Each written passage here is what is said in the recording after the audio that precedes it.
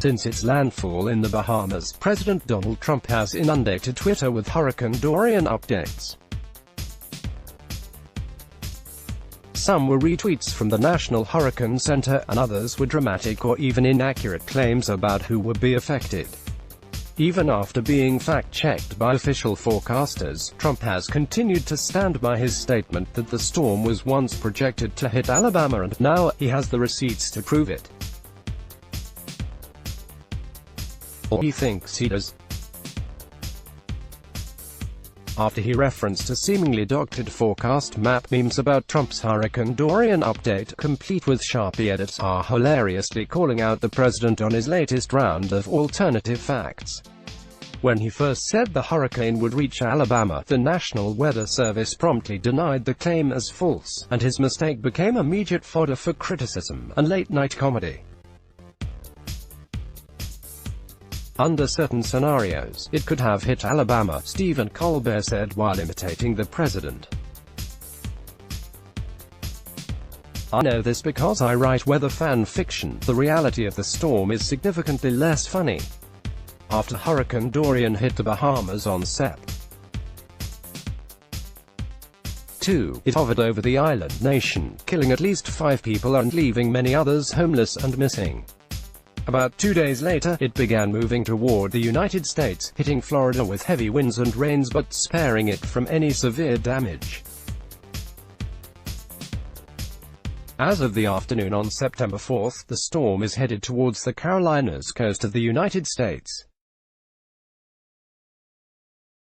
As Dorian began moving northward, Trump offered his most recent update, this time through the official Twitter account. On Sept. 4, Trump appeared in a video sitting in the Oval Office, expressing relief that Florida has so far been very, very lucky, and at one point holding up a map of the hurricane's trajectory. That was the original chart. You see, it was going to hit not only Florida but Georgia. It was going towards the Gulf, he said. That was what was originally projected. That map is already Twitter's new favorite Trump meme, and it immediately became the brunt of both jokes and criticism. More specifically, it features a suspicious black marking that extends Dorian's original projected path to the left of the actual prediction, which is depicted in white and encompasses most of Florida and a bit of Georgia. A second black line extends the path to include a bit of Alabama. In a nod to reports that Trump had suggested bombing hurricanes, The Daily Show's Trevor Noah recently told people to let him play his golf because if we don't, there's a good chance Trump ends up nuking Alabama. Not surprisingly, he quickly jumped on.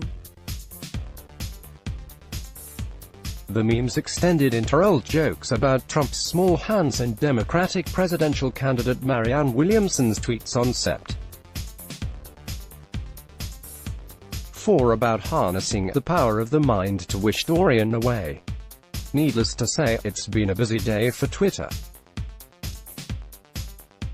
When asked about the map, Trump replied that he didn't know about the marking and that Alabama was indeed in the original forecast, a video shows.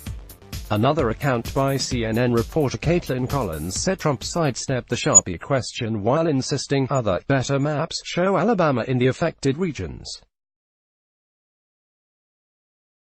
The Sharpie controversy is hilarious, but others were also quick to contextualize the danger of a president who regularly presents false information.